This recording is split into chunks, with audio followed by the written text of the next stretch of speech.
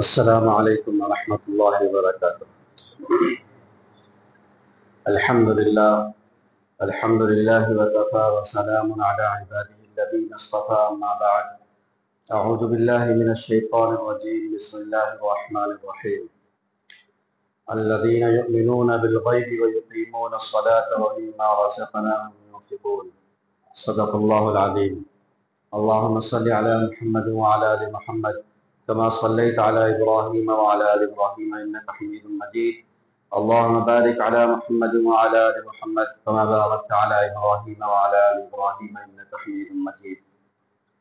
محترم بزرگوں اور دوستو، بات شروع کرنے سے پہلے اللہ رب العزت سے دعا کریں کہ اللہ رب العزت میری زبان سے ایسی بات نکلوائے جو ہم تمام مسلمانوں کے لیے نجات کا ذریعہ بنے۔ ساتھ ہی ساتھ یہ نیت اور ارادہ کرے کہ جو بھی بات کہی جائے گی اس کو عمل کی نیت سے سنیں گے اور عمل کریں گے۔ میرے پیارے بزرگوں اور دوستو، اللہ تبارک و تعالی نے ہمیں ایمان کی دولت سے نوازا۔ ہم بار بار سنتے ہیں، اللہ سے دعا بھی مانگا کریں، جتنی دعائیں ہم مانگتے ہیں اس میں یہ دعا ضرور مانگا کریں کہ اللہ ہمیں جو ہے یہ جو ایمان دیا ہے اس کی حقیقت سمجھنے کی توفیق عطا فرمائے۔ یہ کتنا پاورفل ہے، کتنا قیمتی ہے، اس کی قیمت مرنے کے بعد پتہ چلے گی کہ ایمان ہی پر دار و مدار ہے جنت اور جہنم کا۔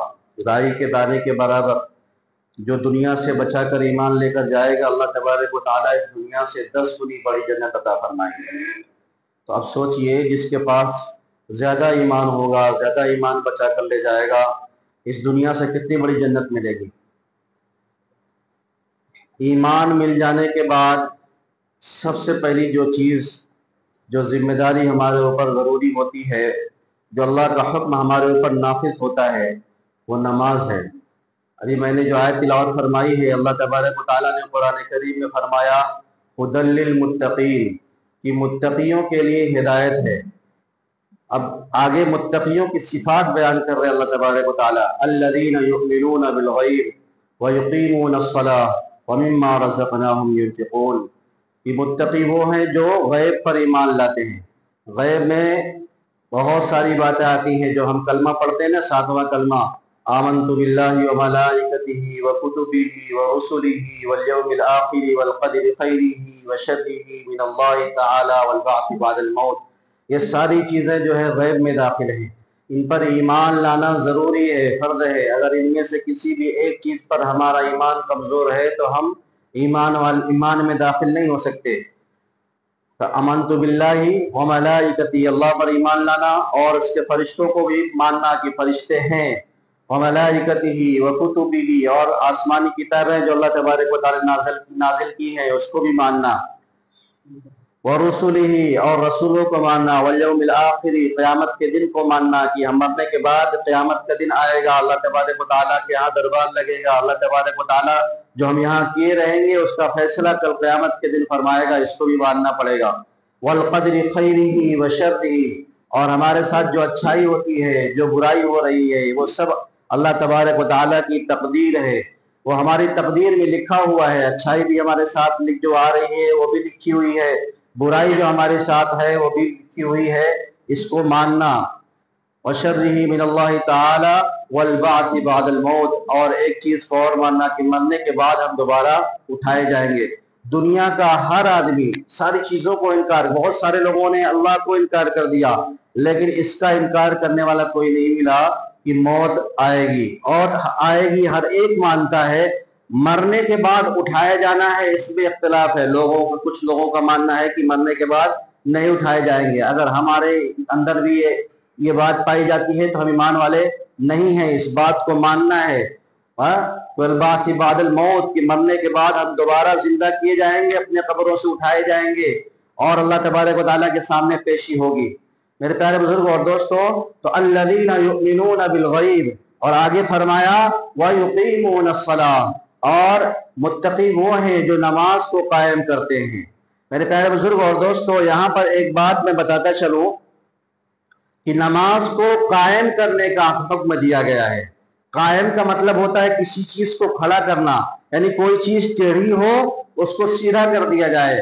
اگر ہم 5 وقتہ نماز پڑھ رہے ہیں، 5 وقتہ نماز پڑھ رہے ہیں، لیکن شریعت کے مطابق نہیں پڑھ رہے ہیں، جو چیزیں اس میں کہی گئی ہیں پڑھنے کے لیے وہ صحیح طریقے سے نہیں ادا کر رہے ہیں، رکوع اور سجدہ اچھی طریقے سے نہیں ادا کر رہے ہیں، اور قرآن کو صحیح طریقے سے نہیں پڑھ رہے ہیں، تو اس کا مطلب یہی ہوتا ہے کہ ہم نے نماز کو قائم نہیں کیا۔ یا ہم نماز پڑھ رہے ہیں لیکن آگے اللہ تبارک و تعالیٰ نے آگے ایک جگہ اور فرمایا کہ نماز جو ہے اپنے مقررہ وقتوں پر فرض ہے، ان الصلاۃ کانت علی المؤمنین کتابا موقوتا، کہ نماز کا جو وقت ہے اسی وقت میں فرض ہے۔ فجر کی نماز کا وقت الگ ہے، ظہر کی نماز کا وقت الگ ہے، عصر کی نماز کا وقت الگ ہے۔ اگر ہم وقت کی پابندی کے ساتھ بھی نہیں پڑھ رہے ہیں تب بھی یہ اس میں مانا جائے گا کہ ہم نماز کو قائم نہیں کر رہے ہیں، اپنی منمانی طریقے سے نماز کو پڑھ رہے ہیں۔ اللہ تبارک و تعالیٰ چاہتے ہیں کہ ہم نماز پڑھیں، نماز کو قائم کریں، یعنی ہم نماز کو پڑھیں، نماز کو اس کے اوقات میں پڑھیں، اور نماز کے اندر جو رکوع سجدے ہیں اس کو اچھی طریقے سے کریں۔ اللہ کے نبی صلی اللہ علیہ وسلم نے ایک جگہ فرمایا کہ بدترین چور وہ ہے جو نماز میں سے چوری کر لے، بدترین چور وہ ہے جو نماز میں سے چوری کر لے۔ صحابہ کرام نے فرمایا کہ اللہ کے رسول صلی اللہ علیہ وسلم کہ نماز میں سے کیسے چوری کر لے گا؟ کہا کہ اس کے رکوع اور سجدے کو اچھی طریقے سے ادا نہیں کرے، رکوع اور سجدے کو اچھی طریقے سے ادا نہیں کرے۔ دیکھیے میرے پیارے بزرگ اور دوستو، اللہ تبارک و تعالی نے فرمایا کل قیامت کے دن جو سب سے پہلے سوال ہوگا وہ نماز کا حساب ہوگا۔ نمازیں اگر ہماری اچھی نکلی تو باقی اعمال بھی ہمارے اچھے نکلیں گے۔ اسی لیے فرمایا کہ کہ جنت کی کنجی نماز ہے، مفتاح الجنت الصلاۃ، کہ جنت کی کنجی نماز ہے۔ جنت میں داخل ہونا ہے تو نماز کی پابندی کرنا پڑے گا۔ نماز کا ایک ظاہر ہوتا ہے اور نماز کا ایک باطن ہوتا ہے، جس کو ہم خشوع اور خضوع کہتے ہیں۔ نماز کا ظاہر کیا ہے؟ نماز کا ظاہر یہ ہے کہ ہم اس کے اعضاء کو، اس کے ایک ایک رکن کو صحیح طریقے سے ادا کریں۔ نماز کا باطن یہ ہے کہ ہم اپنے اندر یہ کیفیت پیدا کریں کہ نماز کے اندر 2 کیفیت ہونی چاہیے۔ سب سے پہلی کیفیت یہ ہے کہ میں اللہ کو دیکھ رہا ہوں۔ نماز اللہ اکبر تکبیر تحریمہ کہنے کے بعد ہماری کیفیت یہ ہونی چاہیے کہ میں اللہ کو دیکھ رہا ہوں۔ اگر یہ کیفیت نہیں پیدا ہو رہی ہے تو دوسری کیفیت، اور یہ آخری کیفیت ہے، اس کے علاوہ اور دوسری کوئی کیفیت نہیں ہے نماز کی، دوسری کیفیت یہ پیدا کرے کہ کم سے کم اللہ تو مجھے دیکھ ہی رہے ہیں۔ اس طریقے سے سکون کے ساتھ، آداب کے ساتھ کھڑے ہو کہ میں اللہ کے سامنے کھڑا ہو رہا ہوں، میں اللہ کو نہیں دیکھ رہا ہوں تو کم سے کم اللہ تو مجھے دیکھ ہی رہا ہے۔ اس کیفیت کے ساتھ اللہ کے سامنے کھڑا ہو، یہ نماز کا باطن ہے۔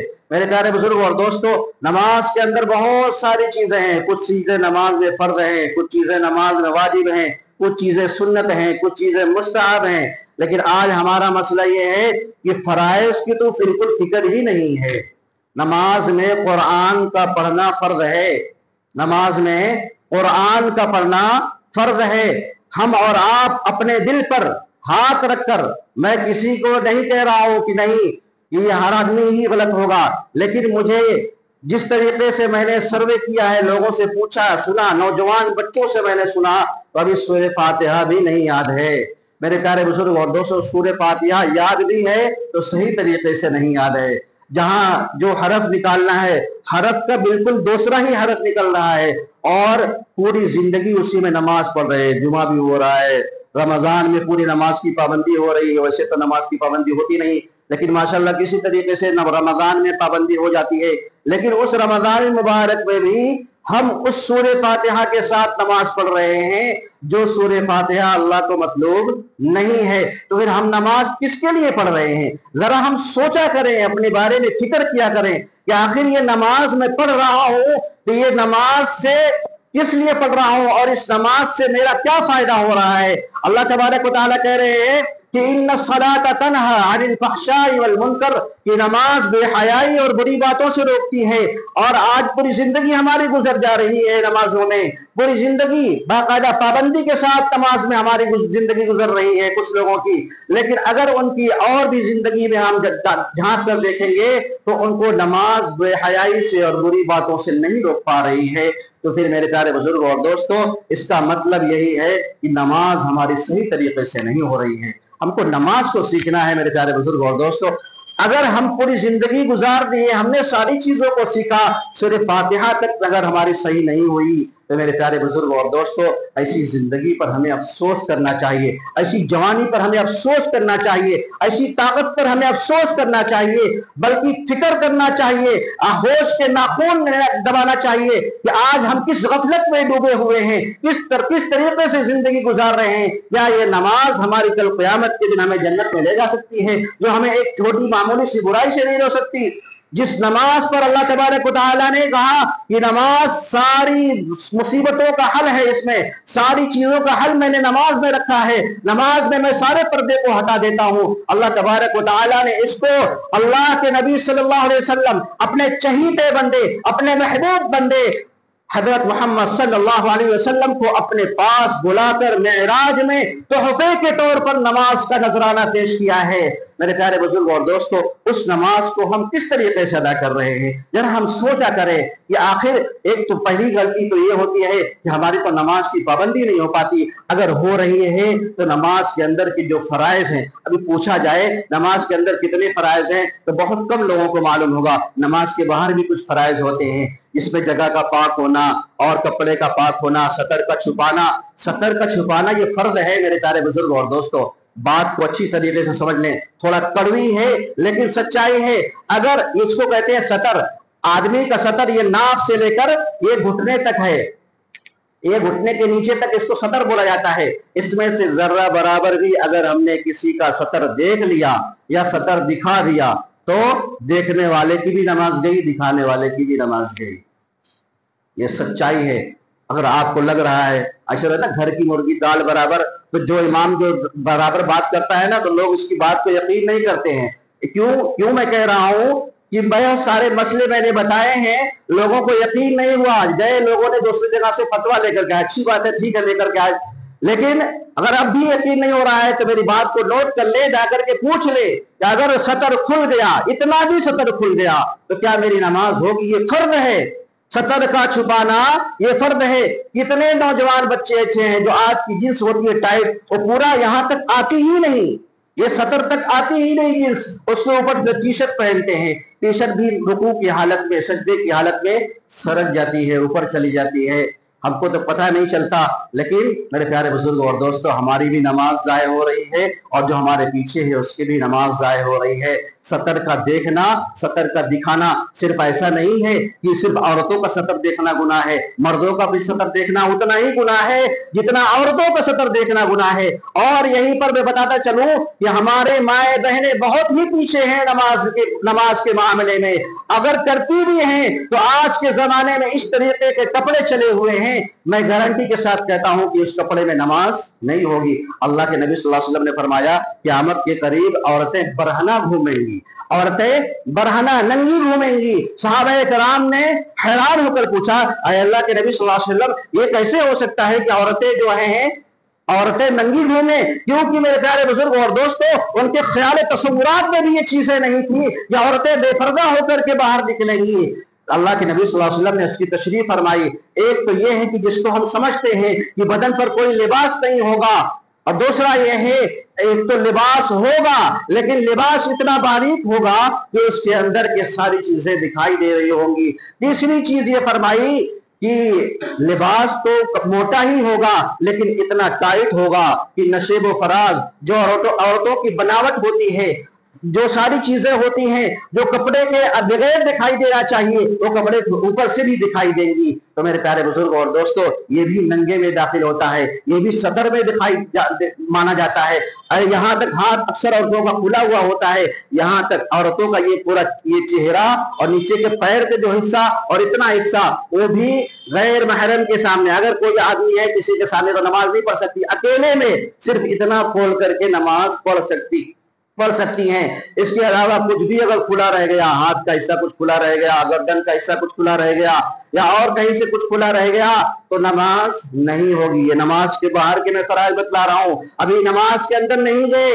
मेरे प्यारे बुजुर्ग और दोस्तों, हम नमाज को सीखें, नमाज के बाहर के फराइज को सीखें, नमाज के अंदर के फराइज को सीखें। इन फराइज कहते हैं उसके जर्रा बराबर भी कमी मकबूल नहीं होगी। अल्लाह तबारक व तआला के यहाँ कोई गुंजाइश नहीं। अल्लाह के नबी सल्लल्लाहु अलैहि वसल्लम ने फरमाया तलबुल इल्म फरीदतुन अला कुल्ली मुस्लिम, कि हर मुसलमान पर इतना इल्म सीखना फर्ज है जिससे हलाल और हराम की तमीज हो जाए, फराइद वाजिबात जिसको मालूम हो जाए। अगर हमने इतना इल्म नहीं सीखा तो क़यामत के दिन हमारी पकड़ हो जाएगी। कोई भी वहां पर कोई सुनवाई नहीं होगी कि मेरे पास ये काम था, मेरे माँ बाप ने नहीं पढ़ाया था या मैं नहीं पढ़ सका, मैं तो बार बार चिल्लाया करता हूँ। आज 3.5 साल से चिल्ला रहा हूँ कि ऐ लोगों, कुरान को सीख लो, नमाज को सही कर लो, अपने कुरान को सीख लो, जिस नमाज पर जन्नत और जहन्नम के फैसले होने वाले हैं। मैंने वक्त भी देना शुरू कर लिया, लेकिन आज हमारे अंदर इतनी गैरत नहीं जाग रही है कि अपनी नमाज को सही करने के लिए हम जरा सा कुरान सही कर ले, कुछ सूरतें सही कर ले। मेरे प्यारे बुजुर्ग और दोस्तों, कल क़यामत के दिन हमारी पकड़ हो जाएगी। बिल्कुल भी कोई भी रियायत नहीं होगी, कोई भी बहाना नहीं चलेगा कि आज हमारे पास वक्त नहीं है, सीखने की कोई उम्र नहीं होती। हज़रत सलमान फारसी रज़ियल्लाहु अन्हु को आप उनकी हिस्ट्री उठा करके देखे, वो ईमान ही कबूल किए थे, बड़ी उम्र में, ज्यादा उम्र उनकी हो गई थी। उसके बाद हदीस में कसरत से रिवायतें उनसे रिवायत नकल की जाती हैं। मेरे प्यारे बुजुर्ग और दोस्तों, उन्होंने मेहनत की होगी। बड़े बड़े सहाबा में, बड़े बड़े उलमा में हज़रत सलमान फारसी रज़ियल्लाहु अन्हु का शुमार होता था। ये कैसे हुआ? उन्होंने बचपने में नहीं सीखा, जवानी के बाद बुढ़ापे की उम्र में सीखा है। मेरे प्यारे बुजुर्ग और दोस्तों, तो सीखने की कोई उम्र नहीं होती। हम बहाना नहीं लगा पाएंगे अल्लाह तबारक व तआला के यहाँ कि हमारे पास फुर्सत नहीं थी, हमको सीखने का वक्त नहीं था, हम अपने बच्चों को सिखाने में लगे हुए थे, हम तो कारोबार में मशगूल थे, हम तो अपनी ड्यूटी में मशगूल थे, दुनिया में हम मशगूल थे, हमको फुर्सत नहीं मिल रही थी। अल्लाह तबारक व तआला बिल्कुल भी कोई सुनवाई नहीं करेगा। ये फराइज है, फराइज का सीखना जरूरी है।